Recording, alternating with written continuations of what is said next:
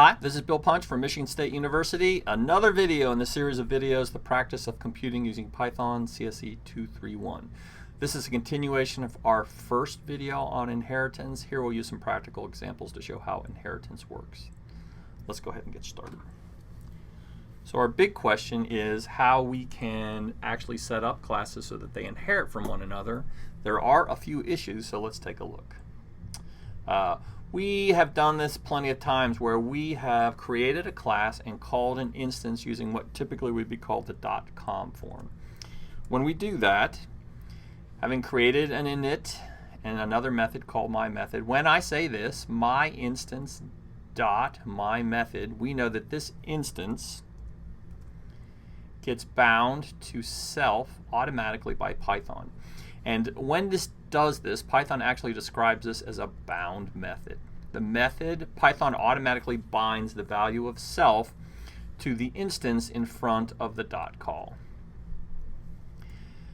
However, it's also possible that we could call methods in what's called the unbound form. In the unbound form, we, not the Python mechanism, we decide what that first variable self is going to be bound to, what particular instance we want to pass. And in doing so, we make an unbound call. And when we make an unbound call, we typically call the method in the class where it exists. So myMethod is a part of my class, so we call it in that context, and we decide that my instance is what's going to be substituted for self in the method when we make the call. It's an unbound process because we make the decision as to what to pass for this first value. And this is a perfectly valid way to call it. We get exactly the same result.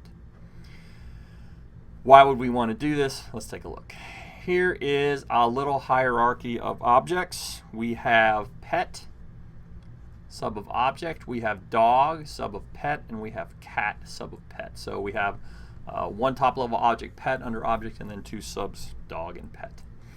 And if you look, there's something a little strange about line 15 and line 27 where we do the init. Let's look at the dog.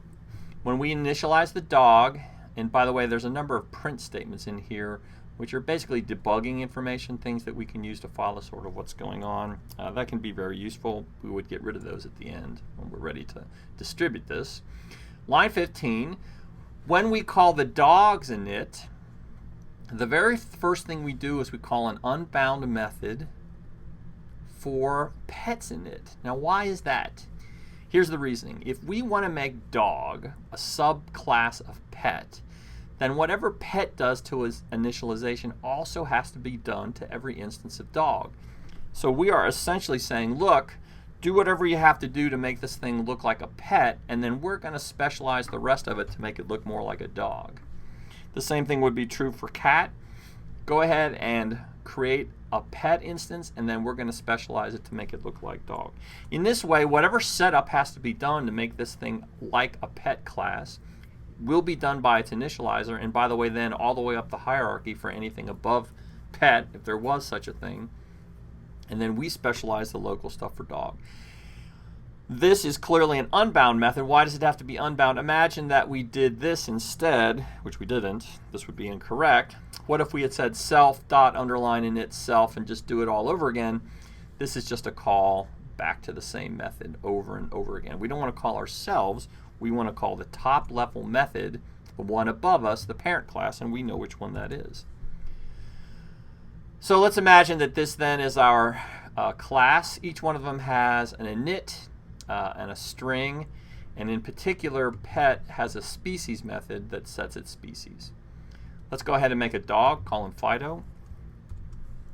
When we called Fido, this is the call to the constructor. We called then the dog init. This is our print debugging statement. Dog init called the pet init and got it set up.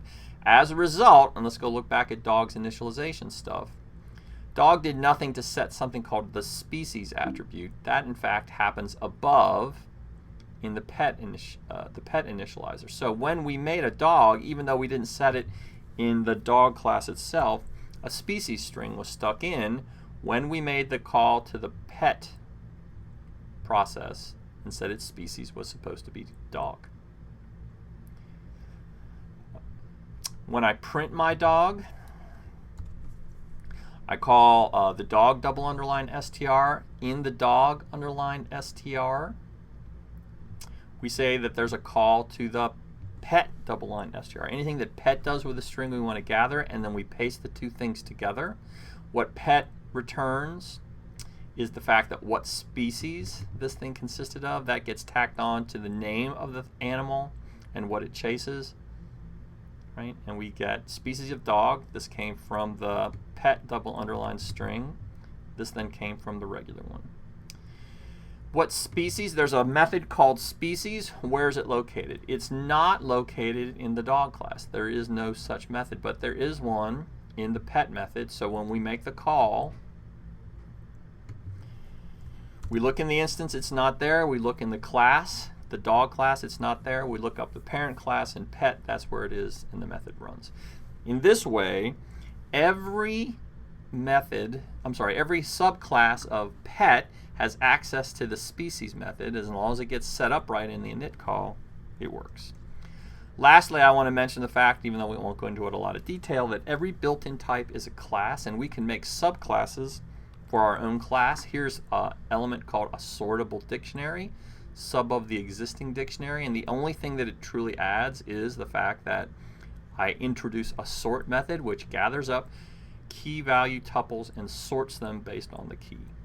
Right? Otherwise, we inherit everything the dictionary does by calling the dictionary init method, and all of the methods now are available to us when we run it.